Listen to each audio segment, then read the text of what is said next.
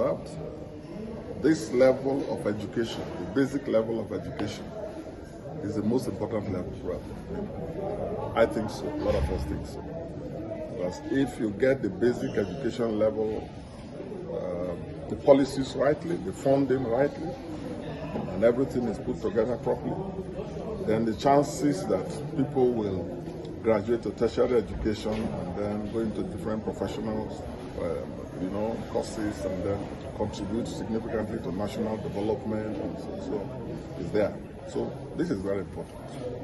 The legislation has a role to examine the legal framework of basic education, which is why we are considering the amendment to the UBEC law.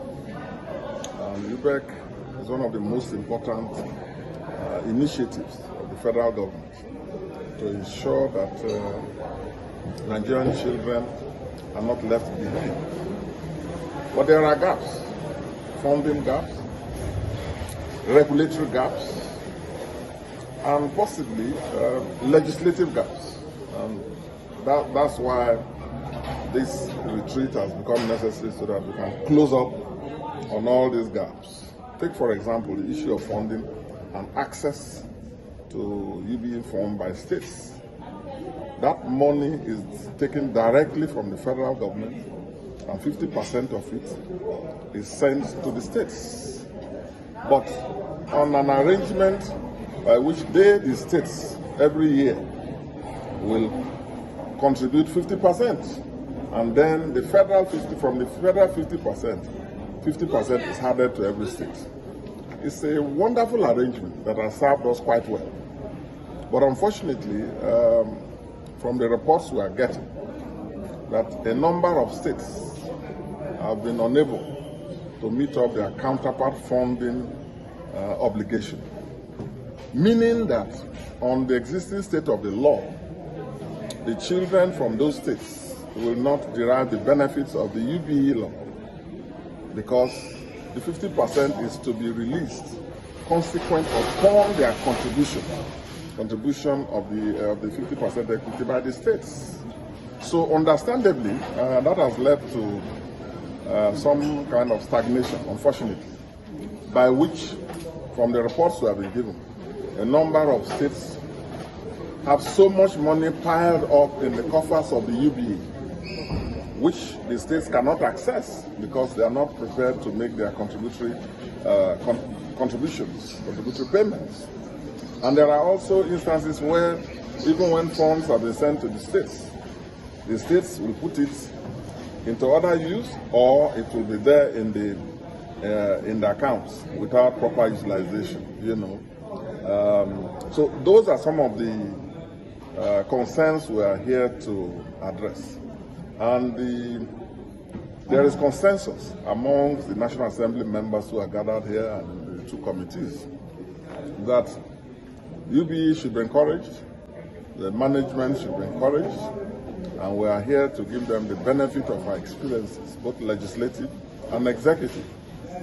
In our case, for example, when I was governor, with the priority that I placed on education, building 2 universities, building a polytechnic, building a college of education, building a driving school, building a school of international tourism, building a school of agriculture, building over 15 secondary schools with boarding facilities, introducing boarding education for the first time in my state, and giving over 3,000 foreign scholarships, scholarships, and introducing the Education Development Trust Fund and the Tertiary Loans Board by law, which after 15 years now or so, the federal government is copying it, which is very good. So, look, the greatest legacy you can leave behind for anyone in authority, governor or president, is focus and emphasis on education and human capacity development. I'm not saying you should not build flyovers, I'm not saying you should not build roads. Those are important to have a basis to drive the economy and increase productivity. But in the end, all of those investments, however expensive, however massive, however beautiful, however costly are brick and mortar. The only investment that stays, that endures, that does not require repairs, that has the capacity to translate the benefits in a transgenerational sense, from one person you educate to the children, to the grandchildren, transgenerationally, it's investment in education. That is why no one in a position of leadership and authority should play with matters concerning education. In Bayelsa, when I built the modern secondary schools and made the burden free, up till now it's running free.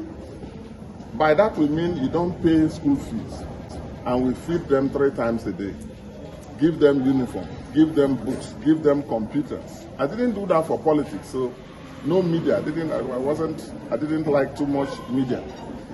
So most of what I did, people out may not know, but the results are there. You have increased security and stability.